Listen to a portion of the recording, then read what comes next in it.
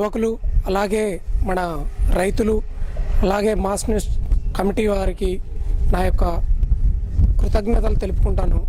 ఎందుకంటే మనల్ని అందరినీ ఒక చోటి చేర్చి మన యొక్క భేదాభిప్రాయాలు, మనకు కావాల్సినటువంటి హక్కులు అవన్నీ ఏమో మనకు తెలుసుకోవడానికే దీన్ని చేసిందనుకోవడం చాలా గర్వకారణం.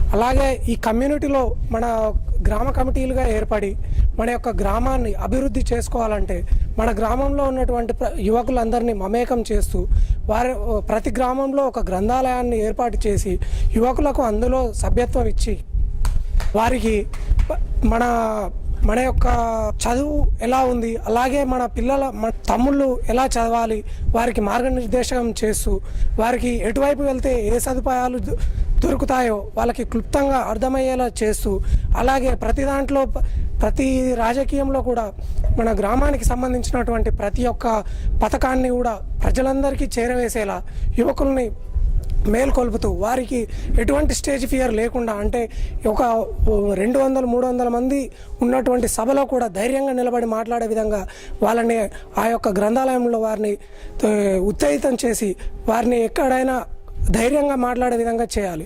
అప్పుడైతేనే వాళ్ళు ఏదైనా ప్రతి సమస్యను క్లుప్తంగా అయినా సరే ప్రతి ఒక్కరికి, ప్రతి రైతుకు అర్థమయ్యే విధంగా వాళ్ళు మాట్లాడడం జరుగుతుంది. అట్లాంటప్పుడే అలాగే ప్రభుత్వం ప్రవేశపెట్టినటువంటి ప్రతి ఒక్క పథకం కూడా మన యొక్క గ్రామంలో ఉన్నటువంటి ప్రతి రైతుకు, యువకులకి, రాజకీయ నాయకులకి అందరికీ తెలిసే విధంగా మన యువకులు పాటుపడాలి. అలాగే సమాచార హక్కు చట్టం గురించి ప్రతి ఒక్క వ్యక్తికి, ప్రతి ఒక్క యువకులతో పాటుగా ప్రతి ఒక్క వ్యక్తికి తెలిసే విధంగా, దాన్ని అందరికీ తెలిసే విధంగా పాటుపడి ఇది చేస్తే ఎలా ఉంటుంది, ఇందులో ఏమైనా తప్పులు ఉన్నాయా లేవా అని మనం తెలుసుకునే అవకాశం మనకు దొరుకుతుంది. అలాగే ఆ అవకాశాన్ని మనలో ఉన్నటువంటి అవినీతి అంతటిని మనం యొక్క పారదోలడానికి అవకాశం ఉంటుంది.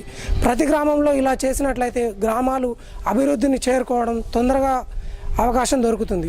ఇలా చేసినట్లయితే ప్రతి ఒక్కరు, ప్రతి మండలం, గ్రామం, ఇలా జిల్లా, ప్రతి ఒక్కరు మన గాంధీ గారు అన్నట్టు దేశాభివృద్ధికి పల్లెలే ప్రగతి అన్నట్లుగా మన దేశాభివృద్ధిలో పల్లెలు తొందరగా అభివృద్ధి చెందితేనే దేశం అభివృద్ధి చెందుతుంది.